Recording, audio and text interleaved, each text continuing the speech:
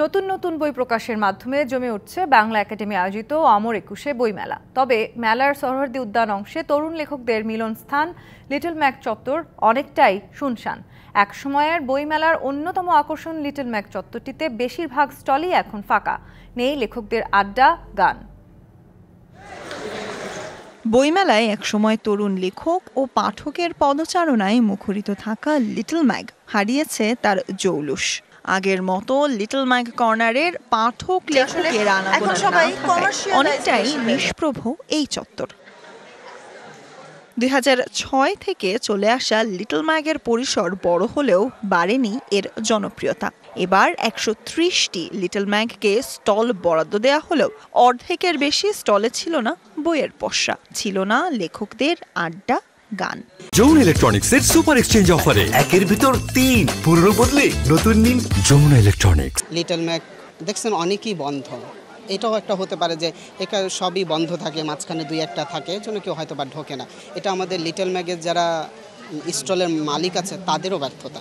Stall কিছু কম, স্টলগুলো নেই, এবং যে জনসমাগমটা হতো আমাদের পরিচিত বা যাদের সাথে মানে বইমেলা তো বাঙালির প্রাণের মেলা, এখানে বই কেনা, বই পড়া, বই নিয়ে আড্ডা, লেখকদের সাথে দেখা, মানে আমাদের একটা কিন্তু নিজস্ব আড্ডা হতো, কিন্তু সেটা এবার মিস করছি। লিটল ম্যাগাজিন তো আসলে আড্ডার জায়গা, আড্ডা থেকে একটা নতুন পত্রিকা বা নতুন একটা আইডিয়া তৈরি হচ্ছে, সেখান থেকে সংখ্যা তৈরি হচ্ছে এরকম করে, কিন্তু এই গ্যাপটা তৈরি হয়েছে যে সম্পাদক নিজেই আসতেছে না।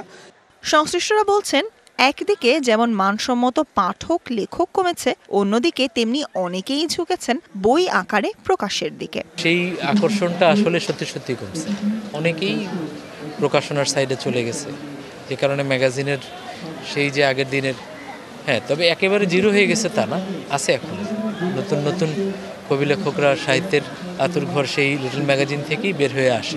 লেখাও খুব একটা মানে সংকলিত হচ্ছে না, সে কারণে লেখকদেরও আড্ডা খুব কম। আগে একটা সময় তো লেখকরা আড্ডা দিতেন, গান টান গাইতেন, যে যার মতো আড্ডা টাড্ডা দিতেন।